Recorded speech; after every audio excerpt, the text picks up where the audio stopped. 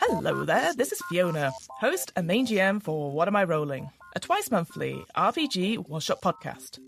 This is a bonus Q&A episode to tide us over to the next one-shot, and is indeed a very special Q&A, as this week I had the absolute pleasure of interviewing Luke Green, aka Thrythlind, one of the co-authors of the Hunter's Journal and the Slayer's Survival Kit, two brand new Monster of the Week supplements ready to equip your players with everything they need.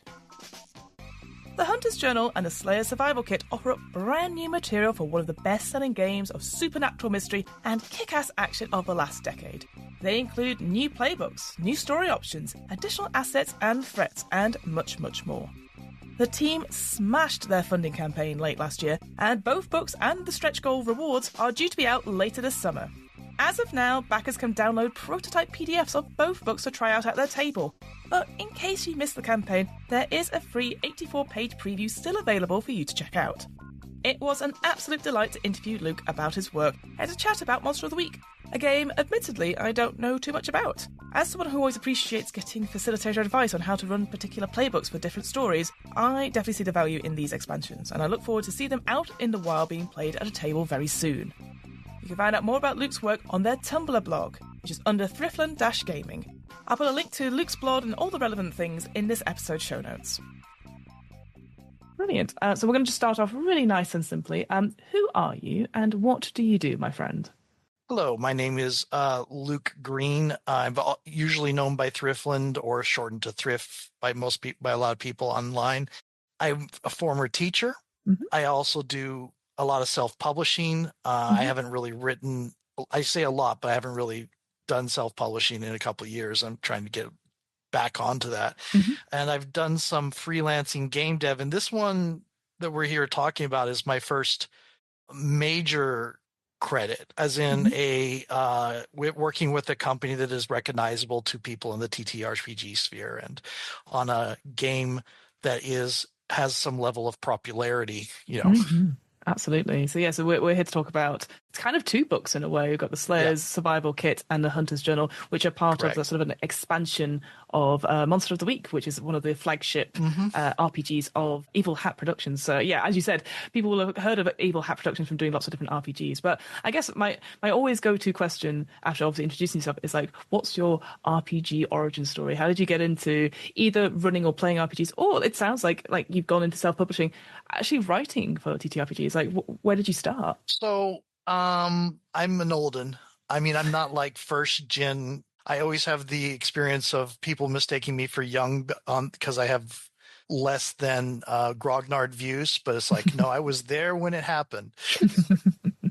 My older brothers used to play AD&D, and I would go to the libraries and check the AD&D books out of the library and read through them.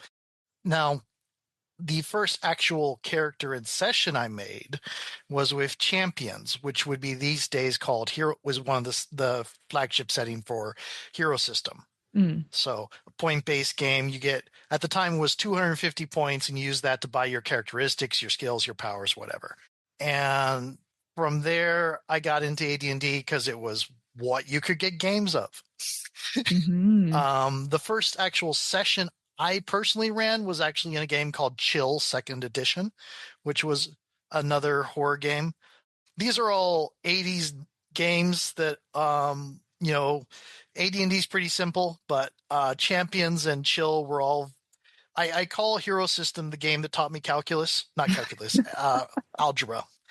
It could probably teach me calculus. Actually, for calculus, you would want probably Shadowrun. But anyway, so I've been poking around. I never really got a regular game until high school, and had with some friends for a good 3 years there before moving out to Moab for 1 year, where my mother's from. And then after that, college, I started doing play by email type stuff. I did a free form RPG that was no rules. It was just, we were playing the next generation of characters from Ranma 1/2. I started in a 3rd edition D&D play by email when I went to Korea for 2002 to 2005. And just there came back and found a group that I would play with every so often, that I keep it up to make sure I have some social contact and don't go total hermit. Mm-hmm. That's fascinating. Well, cause again, I've only really played like online. I've done a bit in Hmm. person as well, but yeah, play by email and play by forum and stuff like that. Again, Yeah. I appreciate. I don't want to say way back when. That seems very, very dismissive, but it's such a valid form of play, and lots of the Yeah. RPGs now are using like letter writing and stuff like Yeah. that. So I love the fact that you were able to go around the world and not necessarily have, it did sound like breaks here and there, but you could still Hmm. keep playing. It wasn't distance stopping you. So. Yeah, I haven't done play by post in ages, Mhm. and you really have to have a group that keeps to a schedule, because if you Of have one course. person posting way too much or one person posting way too little, it gets a Hmm. little bit difficult. I Hmm. also did text chat RPs for a little bit, in like Besm third Hmm. edition and a couple other, and Scion 1E. That was hard to track. And then we finally settled on voice chat. Right now, of my three main groups, one is predominantly Australian. Oh wow. I started playing with them while I was in Japan. So, Okay, so it's a little bit closer in terms of time yeah. zones there. The other group is primarily Britain and Europe. Hmm. Met them through their Let's Player Kikoski. I'm one of his mods on his Discord. Hmm. Then the other one is my brother, my niece, my nephew, and my housemate. And we're kind of scattered across the states. So Hmm. most all my games are virtual now. And we Hmm. like Foundry, Roll20 a lot of us don't like as much, but No. Roll20 is pretty good for some games like Monster of the Week. It has a good package for. And as to how I got into creating it, Mm. I think the fact that I start with Hero System, where you take points and you build your own powers, kind of already set me on that path when I was 11 or 12 or whenever I got started. Hmm. Hmm. I've been like building my own stuff or reskinning existing stuff ever since I've been in the hobby. Right. And it is just natural to me because that's what I started with. Hmm. In fact, like D&D and such always felt a little bit hampering because it wasn't built to do that. No, for sure. I do like that mix of like some crunch of mechanics to play with and some Mm. synergies to put together, but I much prefer narrative. And these days, my four games I call my home games that I will always play if I have a chance to is like Scion 2E, Hmm. Fate. I generally prefer a Fate with a lot more crunch than the base Fate, For but it's a sure. toolkit system. You have to build onto it to get it to same. Absolutely. Let's Yeah. see here. The other one is City of Mist, Hmm. Hmm. and of course Monster of the Week, which is the one I do the developing for quite a bit. It's nice, that you've got four different home games and they're Yeah. all different and they're not necessarily like as often it is like someone runs or plays in four different games, but they're all D&D adjacent or something like that. So the Yeah. fact you've got four, I'd say fairly different systems. And like you said, like I'm very au fait with Fate and stuff like that. And like you said, it's a system where I can appreciate like you got the base thing, but you can make it crunchier if you want to. And Right. Right. City of Mist as well is a cracking game. I love the sort of vibes of it Mhm. with the tags and stuff like that. And also is kind of like a powered by the books game as well. I tend to see City of Mist having changed the formula enough that it's not really powered by the apocalypse Agreed. anymore. Yeah. Hmm. It is like if Powered by the Apocalypse and Fate had a kid. Yes. That's a very accurate description of it. Yeah. And Fate is a toolkit system. So at its base, it doesn't have a flavor really. No. But fortunately, most of it is pay what you want. Just grab it. And I had Patreon with Evil Hat for so long, so I have so many different worlds. And it's like they make it so easy. Fate is so accessible, and there's Mhm. so many different worlds of that they've produced example mechanics that you can grab. It's like, well, I want this flavor and this flavor, and then Mm. you basically cook your own thing. But it is GM preparation Mhm. heavy because you Mhm. do have to do a lot of your own toolkitting. Right. Now, City of Mist, again, bar none best character development systems I've ever run I really across. like it. Yeah. The mechanic of the playbooks cracking, the theme books cracking and being Yeah. replaced with another one, and having four theme books instead of one. Hmm. Piece de resistance. Hmm. Beautiful. In Cyan 2E, I just love dealing with all these are kind of urban fantasy except for Fate, which Yeah. can be anything. Hmm. I love dealing with the mythology. I love engaging with the fact that they went at least this time made the effort to talk to the people who actually follow the cultures. Yeah, for sure. And the mechanics of that are very much like a good blend of like mechanics and narrative. Mm-hmm. The one I recommend the most people is the one I develop in Monster of the Week, Mm-hmm. because it's the best mix of financially accessible, Mm-hmm. complexity accessible, and just and it has that flavor Mm-hmm. of it knows what it wants to be, and if you know what it's trying, it communicates what it is trying to be very clearly. Mm-hmm. So you know where the guidelines are, you know where the railways are. It is Mm-hmm. easy to kind of like pick up like it has a very simple core that has a lot of things.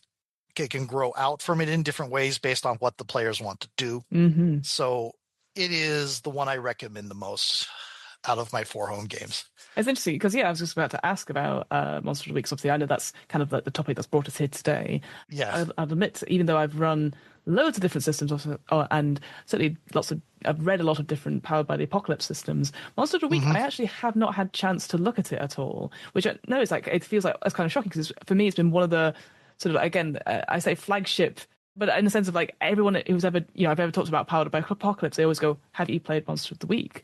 And I find it's a very interesting thing because the main source that I know of, and I appreciate this is quite an old cultural reference or media reference, is when the Adventure Zone played a good couple of seasons of Monster of the Week, and it Mm-hmm. was the first time I'd actually listened to, because obviously they were mostly a D&D podcast, and then they've done a few other systems in between, obviously more D&D stuff, but it Mm-hmm. was the first time I'd ever heard a long running campaign of a different system, and I was like, oh, the players can really have an impact on what's going on, and I love that they could describe locations or they could go to these Yep. places. That, obviously, that could be the GM stuff as well. But for the first time, I was like, oh, this system seems to make it really, really easy just to do that.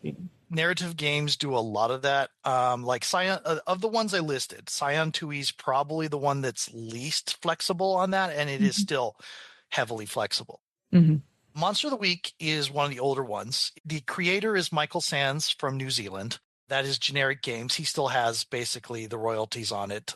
It is definitely one of the first PBTA games that isn't Apocalypse World. Mm-hmm. I think it edges out Dungeon World by a couple of months. Mm-hmm. I can't remember exactly which one came out first. And it is generally regarded, and I kind of agree with, as one of the highest quality ones. Because one thing that we have with Powered by the Apocalypse is the Lumleys gave that system out to the Zeitgeist and just said, have at it, Mm-hmm. which has the distinction of creating some really wonderful games, but also lots of people that have put in either low effort or not the effort in understanding how the system works and what it needs, what its limits are and what its strengths are. Mm-hmm. So like Dungeon World, I was not very impressed with. Mm-hmm. It tried to be D&D light rather than being fantasy powered by the apocalypse, Mm-hmm. is what it felt like. And it somehow did not manage to hit any of the strengths of either direction. You can have fun with a terrible game, but it was, Mm-hmm. so it was okay, but it wasn't good. And I'm really glad I started with Monster of the Week first. These days, the big people that do Powered by the Apocalypse are Evil Hat and Magpie Games. Yes. Evil Hat does a lot of other different systems, and I think Evil Hat works with independent creators to publish their stuff rather than producing their own things as much. Mm-hmm. Mm-hmm. Magpie Games, their games are enjoyable. They tend to not be as, I feel like they're a bit hit and miss at times. I've heard yeah. mixed reviews of, say, like Avatar, for example, Mm-hmm. the sort of one of the more recent ones. Like, I really loved Bluebird's Bride, for example, but that's Yeah. not necessarily a long campaign. It just fits very Yeah. well for a certain type of story. So yeah, I feel like it totally makes sense that Evil Hat, they sort of do lots of different things, but Yeah. it feels a bit more cohesive. The Magpie Games, it is like either they've over designed something, and I have to say that on my own, and this, I have like a Powered by Apocalypse thing I've toyed with doing, but it's always been in that same level as the Magpie Games, where I don't think it's quite right. It's either this is too complex or this is not finished. Mm, So I have some of the same flaws, but sure. it's like they don't get a second opinion to check Like sometimes they hit a Sure. point where they haven't finished this mechanic. It's like, okay, well, they can figure it out and then Hmm. just leave it untouched or Hmm. something like that. I don't want to get too bad because all of their games work and are enjoyable and people love them. Yeah, and it's also if it's a way in for someone, it's like a one Hmm. man's trash is another person's treasure and all that sort of thing. Hmm. So if people get into it, Avatar, The Last Yeah. Airbender, like great, you know. Yeah. But going back to sort of Monster of the Week, so obviously we had like the original book came out many years Yeah. ago now, and we've had like Yeah. Time of Mysteries. What is it about these two new books that you sort of work on? So obviously we've said before we've got the Slayer's Survival Kit and the Hunter's Journal. Just yeah, for those people who obviously I appreciate by the time this episode goes out, the Kickstarter will be long over. But if people are looking forward to like, oh, what is there for Monster of the Week? They've just tried it. Like, what's Hmm. the purpose of these two books? What are they? There was another book just before this one called Codex of Worlds, which I only really found out while working on this project because that was a surprise to me. But there you go. I Uh, didn't even know that existed. yeah. So there you go. Yeah. So, which kind of important because it introduces team playbooks as one of the things we dealt with Right. in here. Hmm. So I wanted a while back to, it's like I kept on running conversations and people saying, well, I don't get this bit of Monster Week or that bit of Monster Week, or I had this stumbling block and then we figured it out. And it's like, I really would like to do a bunch of advice on that and also give some tools on clarifying, giving some more detailed tools on homebrewing because the core books says, hey, if you want to build your own playbook, this is some of the basics. And there is a thriving number of third-party playbooks out there that people have done. I just wanted to run down my own list of this is the way I did it. And these are the lessons I've learned. Just because that is the power of, writing is Hmm. being able to not force everybody to reinvent the wheel every time. Hmm. Hmm. But I wanted to do like a very player focused thing. And I was originally going to self publish it. I didn't have any really idea of getting it to Evil Hat or whatever. And Hmm. I was trying to go to other people who were part of Tome of Mystery because I was trying to find the creator of some of the playbooks in that because I was making advice on them. Mm. The one in specific was Pararomantic because the Hunter's Journal has some short bits of advice. They're usually about a page and a half long, and some principles for the keeper say, remember to do this, for when that is in your party.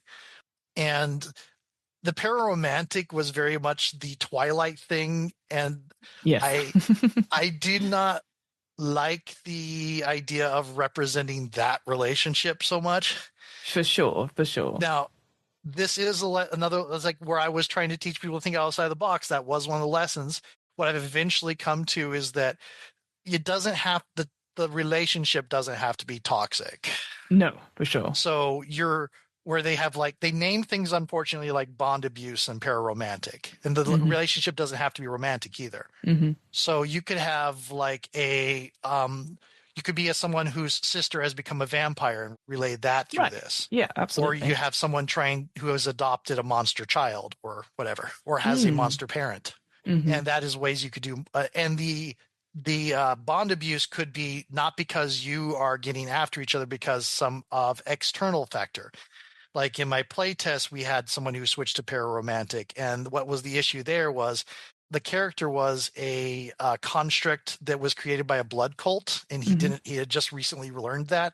And the girlfriend was a ghost, and so their eternities looked very different. So it was Mm. very possible that they could split up just on metaphysics Hmm. without ever having an argument, really. Hmm. Anyway, I went looking to see if I could contact the person who invented the pararomantic, so I can double check that my take on the pararomantic was appropriate, Mm. and got in contact with Evil Hat. Evil Hat's like, "Are you thinking about publishing this through us?" It's like, "Well, not right now, not really." And Hmm. that was where I first thought, "Look, maybe," but I had it, and they put me back to Mike Sands. Mike Sands is suspicious of supplements because we both came up in the 90s and aughts when TSR and White Wolf were just banging them out without concern for quality. Without thinking about it. Yeah, for sure. Yeah. My personal one is supplements have to add value. Right. And they cannot increase the financial buy-in for new player. Mm-hmm, for sure. You can't make it to where you need to buy this new book separate from the core book. Mm-hmm, mm-hmm. And it has to be still extremely valuable, which is a narrow line to walk between. It really is. Yeah, without like overstuffing something and adding all these options, but it's like, okay, well, I could do this, but why? Why would I need to pay X, Y, Z?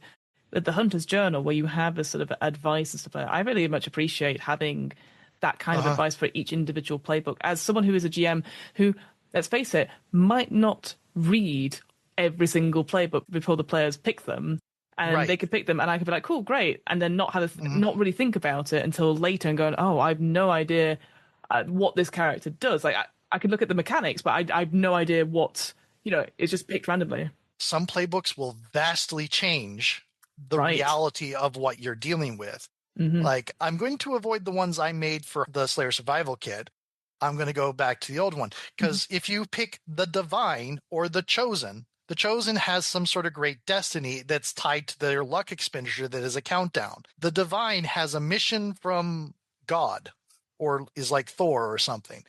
Having either one of those vastly changes the landscape of your game. Mm-hmm. If you pick the Professional, that adds an agency. If you pick the Initiate, that adds a sect. Mm-hmm. So whatever playbooks you have adds a lot of lore just from the playbook. So yeah, having some cues of like, here's some ways to do it. I didn't want to say this is the default and this is the out of the box. I didn't say that straight out, but I basically, when I was giving the advice, I started with what people expected and I drifted into things that are a little bit off the normal. Yeah, exactly. Because you want to encourage people, regardless of if it's their first game or their 50th game of Monster of the Week, that, whatever the story is, that they want to be invested in it and enjoy it for what it is. So it could be, you could be Buffy, you could be the off-the-wall character. What I like though, is the inclusion in your Hunter's Journal about these personal stories, suggestions for like where this arc could go. It's not mine. That is Merrick's, because Mike put me together with Merrick, and I love it. Mm-hmm. All of my play testers took them, and they mostly ended them peacefully. The monsters took misguided hunter and ended up making peace with their hunter. Mm-hmm. The celebrity took a fiendish fan and ended up being their ghostly girlfriend. That was the pararomantic. They started out as one of the new playbooks, the celebrity. Mm-hmm. The changeling, which is another one of the new playbooks, because of course this was the playtest, started out with the awakened one, which is you find somebody else who's awakening to power, and I'm going to teach them how to use their power. Let's ignore the fact that I've just barely figured out I'm not human. Mm-hmm. This can't possibly go wrong. And I've used that exact same phrase when I described this situation so much. Mm-hmm. And that was pretty good. There was a moment where their apprentice was the monster of the situation, and they had to talk her down from becoming permanently like a monster. Oh, wow. Yeah. And there were some people coming to kill the apprentice because she had gone vigilante murderer, and they were investigating the murders. And there was a moment when the players realized that the person they were investigating is their friend Maddie, the EMT. It was just like, oh, a light bulb moment sort of thing. Yeah. And then they had the people coming to kill her because and they were more afraid of her getting to her source of power, and because she was on the thread at that moment, than the minions that were being sent to kill her. So they were just basically had some of them trying to get Maddie to sit down, and the rest of them were dealing with the assassins. All the chaos going on. So this is the moment we just need you to sit down and just relax. We'll sort this and have that sort of thing. Yeah, it was great though. Like, because I think it was the first time, and obviously full props to your co-writer then on creating these personal stories. It's because often in games, you know, like this particular game, Monster of the Week, it is heavily collaborative and players adding stuff to it. But this was the first time I'd ever thought to myself, oh, it's nice that if we want, here's something that the players can do because it's part of their particular playbook that they can control and lean into it as much as possible as an idea. And of course, like personal stories, it's not a new concept at all. But I No. like the idea that it was like, rather than like having the big story in the storyteller or the keepers Yep. write about, here's the mystery, you solve it. It's like, whilst that's going on as well, you need to sort this thing out, and Yep. leaning into that. And I just thought that was really interesting. And as well, these personal stories having suggestions for two of them, but then also Yep. having advice as well. It's very rare you see advice in, I say, a lot of detail, but also efficient space. I appreciate I've only looked at the preview kit,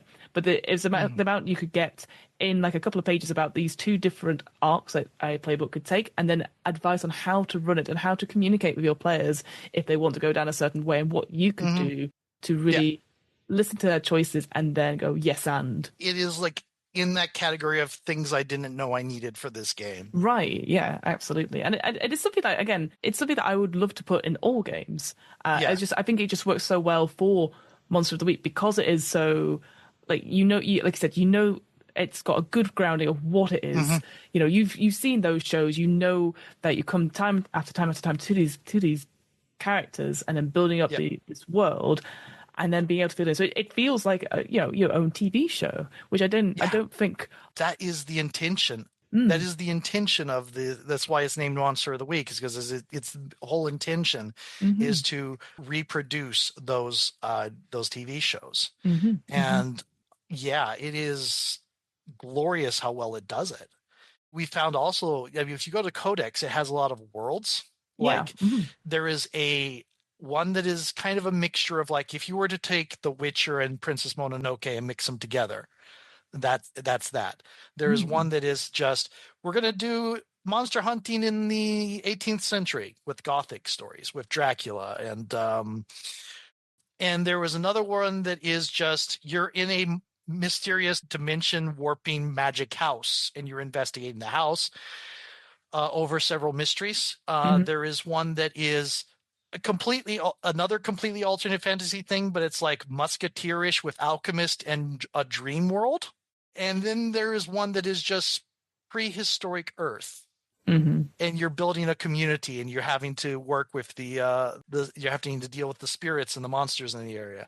And we also got Atonement out of that, which is where this is a mystery where you can use violence to survive, but violence is not the final solution. Right. You're trying to solve a wrongdoing. You're not trying to kill the monster. You're trying to calm it down. Yeah, compared to other games, maybe like, say, Hunt of the Reckoning or any of the World of Darkness things, where violence is always the option, as it were. And you're playing these monstrous creatures as well, whether it be vampire, werewolf, etc. So I do think it's quite interesting then to play it, like, as you said, that TV sort of tropey way, but also having people solve their problems through talking, learning about the mysteries, and then doing something, doing action about it that doesn't lead to violence unless it's the last resort. And even then, it often is the worst thing you could do. It is action horror, so fighting, it is going to have like a fight in it or a action sequence. That is what it is built to do. It is built to do quick investigations. All the investigative moves are very powerful. You learn a lot. So you can presumably end a mystery in one session. Right. The way I find it, the deeper you are into the campaign, the longer each mystery lasts because you start having subplots. Right. But then you have some sort of action thing where there's a danger, and you're either trying to hold the danger off to finish off the monster or hold the danger off to calm down the monster. But there is a fight, but how it resolves is one way or the other, depending on desires of the table. Let's talk about the other thing that you said is sort of new to with this. So as we've talked a little bit about the Hunter's Journal, but the sort of survival kit we've got here. So you sort of mentioned, obviously we've got some new playbooks, but we also got teen playbooks as well. And this was something, was this in Codex as well that got introduced, or was this... Codex introduced it. Yeah. When we put our first thing up there to Evil Hats, like, hey, there aren't any teen playbooks. Were you planning on making some? It's like, and my response was, I would love to play around with that, but I haven't seen the mechanics yet. And their immediate response was, okay, here's the preview for Codex. Oh, amazing. Okay. No pressure. Yeah. And that was an amazing thing. I love that they are optional. You do not need them to play. When you take a team playbook, means you have a very opinionated way of what you expect this series to be. Right. And if you don't have a specific image in mind on the table, like you don't specifically know you want to be agents of Men in Black or whatever, then you're not going to take the Agents in Black team book. You might get there eventually, but Mm-hmm. you're probably not going to take it if you don't already planning, we want this. Mm-hmm. Mm-hmm. But you can, again, the core book has everything you need for an amazing time. It's just all these other source books add so much. Well, it goes back to what you're saying about that. It adds value because that's something I'd always Yeah. thought of. Like again, from my very limited knowledge of Monster of the Week and from listening to like the Adventure Zone, it was sort of three people banding together to solve mysteries, slightly paranormal, that sort of thing. But it wasn't like we are an organization, we have done stuff, and that with these playbooks, again, similar to maybe Blades in the Dark in the sense that you'll have a reason. So like new playbooks that you've got like Coven, for example, so this idea of a group of supernatural beings protecting the innocent, so having almost like a Agatha all along witches Coven, that sort of vibe to it. Escaped experiments, good monsters, medical like it's stuff like I hadn't thought about it. And it's just a different way of telling a story, and I love, and it's one of those things that it instantly then sets up, whether intentionally or not, or if it has any mechanics to it. I don't think it does, and I'm sure you'll correct me if I'm wrong. They instantly go, oh, well, if we have a team like this, say, like, let's go for, say, the research lab. So you've got plucky staff to advance research facility. So, and what's great is that obviously you get examples as well, like, like Eureka or SCP and all that sort of thing. Or you got obviously radio station as well. So instantly you're like, okay, what are the roles in that group that aren't just like leader, someone's good at navigating with it. It's like an everyday job. There's going to be someone that maybe is the janitor or is the person that always makes the tea or something like that, an assistant to someone. And so instantly it's like, oh, well, they may be, as you say, maybe they are like the chosen, but they're also the secretary to something else. So they have like you instantly create that like a second life for them, a real life, what they are in their everyday. And I really like that because then you set up the relationships a little bit easier as well. Because sometimes I think it's very intimidating to any role-playing games, but how do you know each other? And the most easy answer is to be like, I don't. But then that's really hard for everyone to jump on it. And you get like an hour or two at the start of meeting in the tavern. Yeah, which is no fun for anyone. Like you should always start your RPGs like in media res. Like you've got the action, you know each other. I always say when I do improv is that you've known each other for at least 6 months, and whatever that means, whether you hate each other's guts or you love each other or anything like that, you know what this person is. You're not like, oh, hello, this is my first day on the job. It's like we can have first days on the job. There's no problem with that, but it's more interesting if you already have like some connection with them. You're like, oh, I don't really like this guy. I don't like how they put the milk in before the hot water when they make tea. So it could be something as simple and mundane as that. Going through like one of the discords a while back, somebody suggested like for October do like a thing a day for Monster of the Week, and I went, yeah, I'm doing that. And I did that all through October. I did a mystery seed and a playbook, and I covered 31 playbooks, including all the new ones. And that's on my Tumblr. Actually, it's on my Tumblr and on a Google Drive. And then after that, it's like, well, the backer kit's still going. I want to post something every day on social media. So I did theoretical of each of the new teams. So all 9 of the new teams are on the versions, theoreticals of 4-person teams are on that as well. Just like, hey, I like making characters. I'll just do that. Do you have a particular, like, I appreciate this is going to be a very, very hard question, so feel free, like, there's no answer. They're all your favorite children, so to speak. But do you have a particularly favorite playbook that you have written? Or even if you can't choose one of those, like one that you really admire from like the original Monster of the Week or the Tome of Mysteries? One I've been coming back to a lot is like the for the original was The Searcher with the cryptozoologist. I'm I'm not running. I'm playing in a game right now where we're teenagers in 1990. We have like ranges from 12 to 17, and I'm playing a 15-year-old autistic were shark who's a cryptozoologist. And it's like she's just really into cryptids. That's her thing, because at one point she got caught in a riptide and then pulled out by a shark, and the shark just sort of dropped her and swam off. And I told the GM, it's like, and after that she started turning into a shark. And I told the GM, it's like, I don't know if she's magical, if the riptide was magical, if the shark was magical, or none of the above. I don't know. Any of those could be true. She's investigating just like all the weird stuff and kind of like, I wonder what happened to me, that type of thing. And I just like that Searcher thing.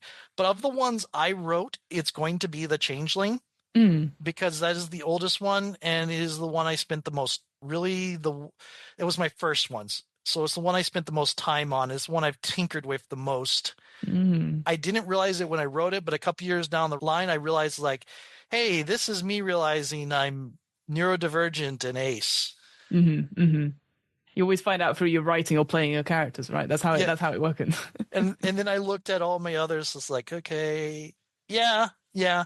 This all makes sense now. And you've got all the evidence in front of you to do it. That's It's awesome. Yeah. like, how often do I run across, supernatural creatures that are just people? They're Mm-hmm. not super dangerous or anything. They're just like, yeah, they're a werewolf, but they're just a high schooler. But they've got bigger problems. They've got exam at the Yeah, end of the week. They don't have time for yeah, your whatever prejudices you might have. yeah. Like, okay, And cool. it's like, how often is that in my fiction? It's like quite a lot. Yep. Hmm. That was neurodivergence masking. Yep.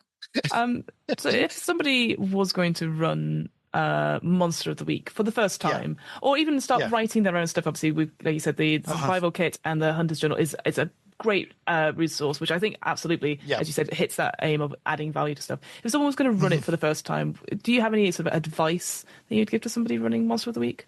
Do not dive into rolling all the time. When you do a roll, it is for like a narratively significant event. And they are not a success fail situation. They are narrative prompts. When you have a low roll, that doesn't mean you failed. It means the situation got nasty. Mm-hmm, mm-hmm, One thing I've done is like, yeah, you succeeded. It wasn't a good idea. mm-hmm, Or the investigative things is like one of it's. I actually say there it's one of the titles in the section on investigation is the cost of a miss is not lack of information. mm, When you roll successful on investigative mystery, you get to choose from a list of questions to ask. And those aren't like literal what your character is asking. These are just what you are telling the GM what sort of information you want to glean from your character's actions. But if you fail, you don't get that control. The keeper can still give you information. mm-hmm, It's probably going to be terrible. mm-hmm, It's mm-hmm, probably going to make things more urgent. I have done things like made things more dangerous because they rolled that on. They've learned something that upped the ante earlier than I expected to mm-hmm. because they rolled. My idea for them on rolling low on the investigate was they learned bad Yeah, news. yeah. You always move the story forward in some Yeah, way. I like that. yeah. Yeah. Mm-hmm, The one thing I've heard, and this is I don't know how the best this is. I don't think this hits 100%, but the concept I've heard was that if it's a 7 to 9, the player and the keeper share mm-hmm. agency, and they kind of co-write. If the hunter rolls a 10 plus or a 12 plus, if they have that capacity, then they get most of the agency and how it goes. Mm-hmm. And if it's a 6 minus, that is the keeper. The keeper gets to do what they want. Mm-hmm. Mm-hmm. But yeah, they are improv prompts more than skill checks. Mm-hmm. And always describe failure, misses, I prefer the term misses, in ways that make the character look competent and just situation was against them. Mm-hmm. Mm-hmm. Unless they're playing into being incompetent, because some players do that. Mm-hmm. Um, Mm-hmm. and they enjoy that space. But that is the main thing. The other ones is like splitting the party is vital Mm-hmm. Mm-hmm. in Monster of the Week. One of the things is, especially since you don't have turn order, if somebody rolls a miss, I'll give like a vague hint of, oh, that's not good. And they'll switch to somebody else and I'll leave them in a cliffhanger over here. It's like, we'll come back Absolutely. to that later and then go deal with somebody else and let them stew on their problems. Mm-hmm. And you can go back and forth in time. You can say, while this was happening, we're going to go back here and see what this was going. One thing my keeper did last session Mm-hmm. is they were running what the other 3 hunters were doing while my character was missing, and I was doing the night before. And back and forth. We kept switching back Oh, and I forth like in that. that. Yeah. Yeah. I got home from our adventure and my parents were missing and went to the thing is like there was a boating accident. My mom's out in the bay somewhere and I have to go save her with my dad. And so I went off alone because I didn't have the walkie-talkie for the group. Whoops.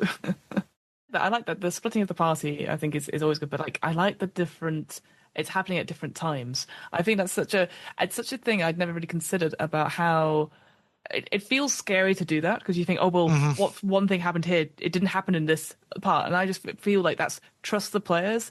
Hmm. It's like I know the thing is like Chekhov's gun in that sense of like Yeah. you see the gun in Act One, it's going to go off in Act Three, but Yeah. here is like if something clearly happened in the current and then you flash back, you know at Yeah. some point as that player like right, I need to introduce this thing, and I think that's just a way of like improvising stuff. Like you don't have to ignore it and working together rather than going, oh well, I wonder how that's going to happen. It's going to happen because you've put it there. You know, Yeah. I'm a massive fan of that sort of thing. So I really Hmm. like that thinking of like, yeah, split up the party, but do them at different times if Yep. you have the capacity to do that sort of thing. But also Yeah. just trust that the players will go, oh, this is really cool. How can we help? It also lets you do a broader plan because you can say, well, I'll go over here and do this. You go over here to this part of the town and do this. In my play test, the last few missions, the last few mysteries was basically a massive ritual where they were trying to disrupt the main villain. And then it was a body hopping witch who was possessing demons Hmm. through twisted version of the possession ritual or whatever. And they had made a deal with Hades, say, okay, if you can get her nailed down, I can collect her and take her to the afterlife. Mm. So they were trying to disrupt her ritual so she didn't become a god and try to get her into a position where they could nail her down one place and summon Hades to get rid of her.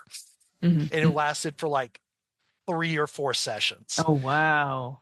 But again, spending the time to do that, if everyone's super involved, that's a-okay. I think that's the thing. It's like, you know, if it's so, because this is clearly important, it was clearly very important to you and the other players. Like, we want to spend the time on it. We need to get this exactly right. And I love Right. that minutia. I love And that. we had 3 or 4 different scales going on.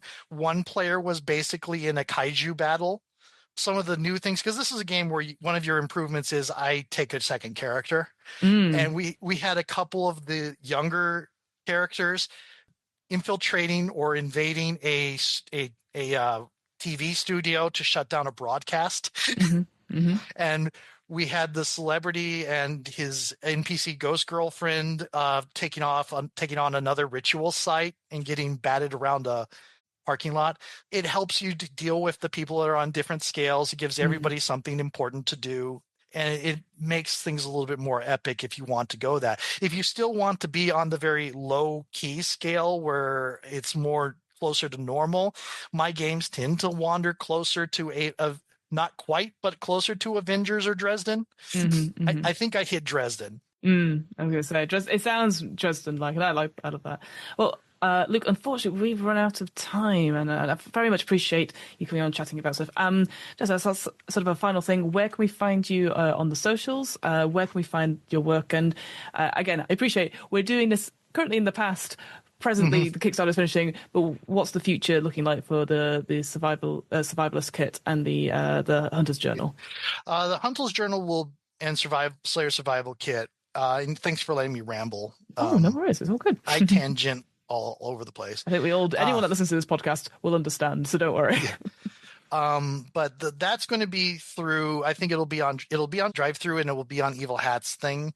They'll probably be on the itch.io because it usually is. Hmm. I believe they're looking for physical going out in around mid next year. I don't Hmm. want to give a specific. I think Of it's course not. closer to summer.